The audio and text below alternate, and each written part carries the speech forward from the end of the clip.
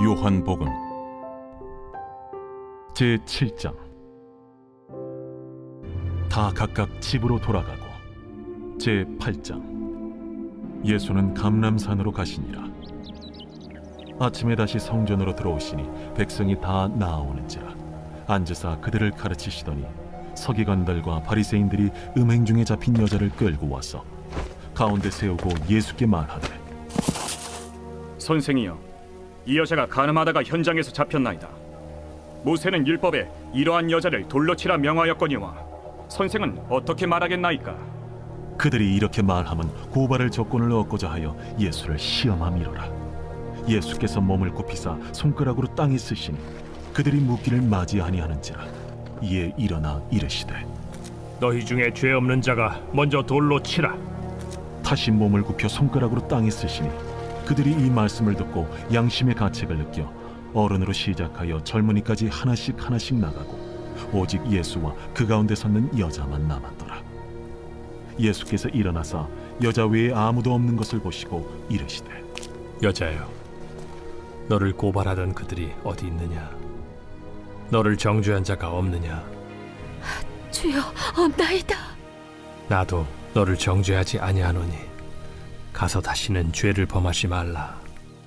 예수께서 또 말씀하여 이르시되, 나는 세상의 빛이니 나를 따르는 자는 어둠에 다니지 아니하고 생명의 빛을 얻으리라. 바리새인들이 이르되, 네가 너를 위하여 증언하니 네 증언은 참되지 아니하로다. 내가 나를 위하여 증언하여도 내 증언이 참되니 나는 내가 어디서 오며 어디로 가는 것을 알거니와 너희는 내가 어디서 오며 어디로 가는 것을 알지 못하느니라. 너희는 육체를 따라 판단하나 나는 아무도 판단하지 아니하노라. 만일 내가 판단하여도 내 판단이 참되니 이는 내가 혼자 있는 것이 아니오 나를 보내신 이가 나와 함께 계심이라. 너희 율법에도 두 사람의 증언이 참되다 기록되었으니 내가 나를 위하여 증언하는 자가 되고 나를 보내신 아버지도 나를 위하여 증언하시느니라. 네 아버지가 어디 있느냐? 너희는 나를 알지 못하고 내 아버지도 알지 못하는도다. 나를 알았더라면 내 아버지도 알았으리라. 이 말씀은 성전에서 가르치실 때에 헌금함 앞에서 하셨으나 참는 사람이 없으니 이는 그의 때가 아직 이르지 아니하였음이로라. 할렐루야. 사랑하는 열린문교회 성도 여러분, 지난밤도 주님이 주시는 은혜와 평강 가운데 단잠 주무셨습니까? 아침을 깨우는 말씀, 목요일 이 아침에 주님께서 저와 여러분에게 주시는 말씀은 요한복음 7장 53절로 8장 20절까지의 말씀입니다. 오늘도 주신 하나님의 말씀을 통해서 살아계신 주님의 음성이 선명하게 들려지시기를 원하며 또한 그 들려진 음성대로 기준 잡아 이 세상을 살아내심으로 하나님께는 영광이며 여러분 인생 가운데 말씀에 예언한 대로 그 풍성한 은혜와 축복을 가득 누리시는 저와 여러분이 되었으면 좋겠습니다. 오늘 본문에는 또 다양한 어떤 은혜들의 이야기들이 담겨져 있는데요. 그 중에서도 우리가 너무나 잘 알고 있는 이 가늠한 여인 그리고 그를 돌로 치려 했었던 사람들에게 말씀하시는 그 예수님의 가르침에 대해서 우리는 너무나도 잘 알고 있습니다. 오늘도 저는 이 말씀을 보면서 그 가운데 또 하나님께서 이와 같은 마음을 주심으로 함께 나누는 시간을 갖고자 하는데요. 이 매일 성경에도 소제목으로 붙여 있듯이 죄 없는 자가 먼저 돌로 치라 라는 내용의 제목으로 함께 은혜를 나눴으면 좋겠습니다. 여러분도 아시다시피 이 오늘 본문의 시작은 결국에는 간음한 여자를 현장에서 이 고발을 당하여 사람들 앞에 돌에 맞아 이 죽음의 위기 가운데 있는 장면으로 오늘의 본문이 시작됩니다. 그러면서 결국에는 예수님을 시험하기 위해서 결국에는 이 종교 지도자들은 예수님에게 그 여인 앞에서 예수님께 묻습니다. 4절 보면 예수께 말하되 선생이여 이 여자가 간음하다가 현장에서 잡혔나이다. 모세는 율법에 이러한 여자를 돌로 치라 명하였거니와 선생은 어떻게 말하겠나이까? 결국에는 율법사들이나 종교 지도자들이 예수님에게 했었던 질문들은 결국엔 무언가를 진짜 알고자 하는 열망과 배우고자 하는 태도가 아니라 결국에는 그 난해한 질문으로 말미암아 꼬리에 꼬리를 잡고 결국에는 책을 잡아 예수님을 공경에 빠뜨리려는 의도를 갖고 있었던 자들입니다. 사실은 질문에도 이와 같이 두 가지 종류가 있는 것 같습니다. 무언가를 진짜 배우고자 알고자 하는 겸손이 동반되어 있는 질문과 또한 겸손은커녕 교만함으로 인하여 스스로가 더 잘났다 생각하지만 그에게 어떠한 이 책망거리를 찾아내기 위해서 혹은 그를 모함하기 위해서 질문을 하는 자들의 유형입니다. 결국에는 이 전자는 결국에는 그의 겸손함으로 말미암아 그 배움을 얻어 결국에 흥하게 되겠거니와 후자의 부정을 위한 이 질문을 한 자들은 결국엔 이 지혜로운 가르침을 통해서도 선한 열매를 맺기는커녕 자신의 교만함과 그 부정으로 말미암아 더욱 쓴 열매를 받아 누리게 되는 것이죠. 우리 교회에서도 제자 양육을 합니다. 그리고 말씀을 가르칩니다. 혹시 여러분들은 그 가운데 참여하실 때에 혹은 여러분이 알지 못하였었던 내용들이나 말씀들로 인해서 궁금함을 가지고 질문을 갖게 되는 경우가 있을 것입니다. 혹은 여러분이 이해가 되지 않는 가르침들이나 영적인 논리, 원리로 인해서 여러분 안에 여러 가지 질문이 떠오를 수도 있을 것입니다. 그러나 여러분은 말씀 앞에서 여러분이 알지 못하는 그 어떤 것을 직면했을 때에 과연 겸손함으로 무언가를 배우고자 알고자 하는 갈망함으로 궁금함을 가지십니까? 아니면 예수님을 혹은 말씀을 전하는 자를 모함하거나 비난하기 위한 또한 그를 부정하기 위한 방식으로서의 질문과 궁금함을 취하고 계십니까? 사실은 이 태도 자체가 결국엔 여러분의 이 결과를 그리고 열매를 판가름하는 어떠한 기준이 될 것입니다. 모쪼록 이 영상을 보는 여러분들이 하나님의 말씀 앞에 갖게 되는 궁금증은 전자와 같이 겸손함이 동반된 무언가를 갈망하고 배우고자 하는 열심으로 인한 궁금함이기를 바랍니다. 결국에 예수님께서는 그런 이들에게 이와 같은 행동과 함께 말씀을 가르치는데요. 7절을 보니 그들이 묻기를 맞이 아니하는지라 이에 일어나 이르되 너희 중에 죄 없는 자가 먼저 돌로 치라 하시고, 결국에 이 유명한 말씀과 가르침을 그들에게 주기 전에 예수님께서 먼저 선행하여 행동하신 것은 무엇이었냐면 몸을 굽히사 손가락으로 땅에 무언가를 쓰시더라는 것이에요. 그 내용이 무엇인지에 대해서 구체적으로 우리는 알 수 없을 것이지만 예수님의 이와 같은 기이한 행동들은 결국에는 당시의 종교 지도자들에게는 무언가 이 찔리는 마음 혹은 그들에게 무언가 의미를 전달했음이 분명합니다.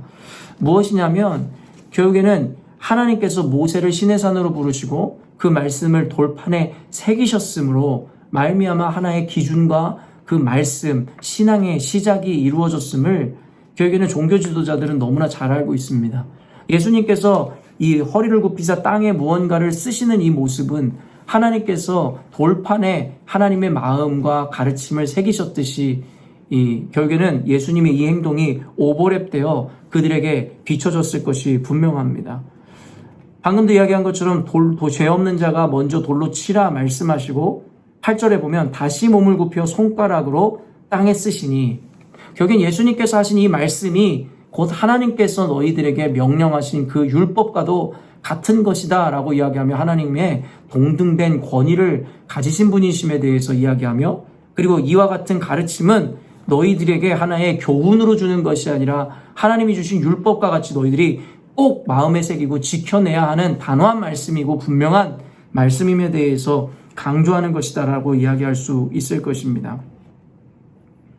결국엔 그들에게 어떤 반응이 나왔습니까? 9절에 보면 그들이 이 말씀을 듣고 양심의 가책을 느껴 어른으로 시작하여 젊은이까지 하나씩 나가고 오직 예수와 그 가운데 섰는 여자만 남았더라.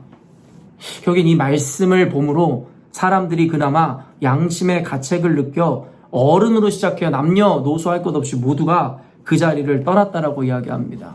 즉 말씀 앞에 서니 자신들의 부끄러움이 보이기 시작했고 자신들의 죄인됨이 보이기 시작했다라는 것입니다. 사랑하는 성도 여러분, 요즘에 저는 상식에 묶여 결국엔 진리와 진실을 보지 못하는 우리들의 모습에 대해서 제가 왕왕 이야기합니다. 결국엔 이들 역시도 자신들의 상식 혹은 자신들의 의에 갇혀 있었다라는 것을 우리는 보게 되는 것이죠. 자신들이 죄가 없어서 죄 있는 여인을 돌로 치려 했던 것이 아니라 자신들도 죄인임에도 불구하고 그녀와 같은 죄를 짓지 않았다고 하여 스스로를 의롭게 여김으로 말미암아 그 여인을 인민재판으로 자신들이 심판하고자 했었던 것이었습니다. 성경에서는 여러분 죄의 경중을 나누는 것이 아니라 죄의 싹은 사망이라 이야기하여 모든 죄값은 똑같음을 이야기하고 있습니다. 그러나 오늘날의 사람들은 자신들이 만들어낸 상식과 법칙에 따라 어떤 죄는 중한 죄고 어떤 죄는 덜한 죄로 여기며 결국엔 죄인이 자신들의 죄에마저도 결국엔 그것으로 인해서 정죄감을 느끼지 못하고 또 다른 형태의 죄를 진 자들을 도리어 이 손가락질하고 비난하는 장면들을 우리는 보게 됩니다. 그것이 우리들의 모습이기도 하더라는 것이죠. 제가 늘 이야기하지만 결국엔 누군가를 비난하고 비판하고 정죄하는 자들은 결국엔 스스로는 의롭다 이야기하고 스스로는 정의롭다 생각하는 자와 똑같다라고 이야기했습니다. 로마서 말씀처럼 의인은 없나니 하나도 없다라고 주님께서 말씀하시므로 모두가 죄인이라 이야기하지만 그렇기 때문에 예수님이 필요한 존재라고 이야기하지만 우리들은 때때로 신앙생활하거나 삶을 살아갈 때에 스스로의 의와 교만에 빠져 자신들이 기준이고 자신들은 의롭고 선한 것이다라고 착각하며 결국엔 자신의 기준에 도달하지 못한 자들을 죄인이고 부족하고 어리석은 자다라고 손가락질함으로 자신이 부족하여 예수님이 필요한 자가 아니라 저와 같은 자들만이 예수님이 필요한 자와 같다라고 이야기하는 것과 같은 행동을 보일 때가 있다라는 것이죠. 여러분 우리는 이제 말씀 앞에 설 차례입니다. 자신의 착각 가운데 살아가던 자들에게 예수님께서 말씀으로 가르치시니 결국엔 그들이 양심의 가책을 느껴 스스로가 죄인임을 깨닫게 되더라는 것입니다. 우리가 한계에 갇혔을 때는 결코 자신의 연약함이나 죄를 볼 수 있는 사람이 없습니다. 말 그대로 자신이기 때문입니다. 나라는 존재는 여러 경험이든 삶이라는 어떠한 지식을 통해서 자신의 한계 안에 자신을 가두게 됩니다. 즉 곧 우물한 개구리와 같이 될 수밖에 없는 필연적 존재가 바로 인간이 가진 한계인 것이겠죠. 그렇기 때문에 성경은 우리 스스로는 결코 구원에 도달할 수 없다라고 이야기합니다. 왜냐하면 스스로 죄인됨을 깨닫지도 못하기 때문이죠. 그렇기 때문에 말씀 앞에 나오라는 것이에요. 말씀을 기준으로 삼으라는 거예요. 너의 상식과 너의 경험과 지식이 아니라 너의 연륜이 아니라 하나님의 말씀을 기준 삼아 너를 평가하고 판단하라고 성경에서 이야기하고 있다라는 거예요. 그때 비로소 우리의 죄인됨이 보이게 되기 시작하고 죄인됨을 알므로 말미암아 예수님을 구하게 되며 예수님을 보는 순간 우리는 회개에 이르러 구원을 얻게 된다라는 원리와 논리를 우리들에게 가르치고 있다라는 것입니다. 오늘의 말씀의 핵심은 결국 우리가 예수님 앞에, 즉 하나님의 말씀 앞에 나아가야 된다라는 것이에요. 그때에 우리가 보지 못했던 진정한 나를 보게 된다라고 성경은 이야기하고 있는 것이고 그때 우리는 남을 비난하거나 남을 정죄하는 자리에서 떠나 스스로를 돌보고 스스로의 부족함을 늘 하나님 앞에 고백하며 회개의 마음을 갖는 자가 될 수 있을 것이다라고 성경은 이야기하더라는 것이죠. 교만은 패망의 선봉이라 이야기합니다. 그리고 그 세계관은 곧 교만함은 곧 지옥에 가고 멸망을 당할 자들이라고 이야기하는 바와 같음을 우리는 이해해야 하는 것이죠. 결국엔 오늘도 여러분이 교만한 자의 자리에 서서 누군가를 헐뜯고 비난하고 정죄하는 판단자의 자리에 설 것인지 아니면 겸손한 마음으로 하나님의 말씀 앞에 비추어 남이 아닌 나를 하나님 말씀 앞에 엎드리게 하고 겸손함으로 반성하고 회개의 삶을 살지에 대해서 결정해야 하는 순간입니다. 여러분 신앙은 남에게 관심을 갖는 것이 아니라 나에게 관심을 갖는 것입니다. 오늘날의 교회가 얼마나 많은 원망과 비난을 내가 아닌 상대에게 향하고 있는지 모르겠습니다. 결국엔 남이 회개한다고 해서 내가 구원을 얻는 것이 아니라 내가 회개해야 할 때에 구원이 임하는 것을 알면 더 이상 남을 정죄하고 비난하는 그 자리에서 물러날 것이고 그러한 행동을 멈출 것인데 여전히도 우리는 그 구원의 속성과 그 이루어지는 원리에 대해서 잘 모르는 모양입니다. 오늘 이 영상을 보는 저와 여러분은 오늘 말씀을 비추어 남을 정죄함으로 돌로 인민재판을 하려는 자가 되지 말기를 바랍니다. 다만 나를 돌아봄으로 겸손히 하나님 말씀 앞에 비추어 내가 보지 못하던 나의 연약함과 한계를 보고 나의 죄를 바라봄으로 하나님 앞에 오늘도 겸손히 회개함으로 나아가는 저와 여러분이 되었으면 좋겠습니다. 그러한 10년 가운데 주님의 은혜가 임할 것이고 주님의 구원이 이미 그 안에 있음을 밝히 깨달아 아는 저와 여러분이 될 것입니다. 오늘도 겸손함으로 또 말씀 앞에 나를 비추어 봄으로 하나님의 구원이 남의 것이 아니라 나의 것이 되는 삶을 살아내시는 저와 여러분이 되었으면 좋겠습니다. 함께 기도하겠습니다. 하나님, 오늘 말씀을 통해서 또한 우리를 돌아보게 하시고 스스로의 죄인됨과 우리의 한계를 깨닫게 하시니 감사합니다. 말씀이 있기에 가능한 일인 줄로 믿습니다. 우리로 하여금 늘 말씀을 대면하게 하시고 또한 그 기준 앞에 나를 평가함으로 하나님 우리의 어리석음과 연약함과 죄성을 밝히 봄으로 겸손함으로 주님의 얼굴을 구하고 그로 말미암아 회개에 이르러 하나님의 구원을 경험하는 자 되게 하여 주옵소서. 더 이상 교회와 사회 안에 남을 정죄하고 비난하고 원망하는 일들이 멈춰지게 하여 주옵소서. 구원이라는 것은 남이 이루어지는 것이 아니라 내가 하나님 앞에 겸손히 나아갈 때 이루어지는 것임을 깨닫게 하여 주옵소서. 이젠 남을 향한 손가락질과 정죄를 멈추고 나 스스로를 돌보아 겸손함으로 하나님 말씀 앞에서 하나님이 주시는 궁극적인 구원과 축복을 가득 받아 누리는 우리가 되게 하여 주옵소서.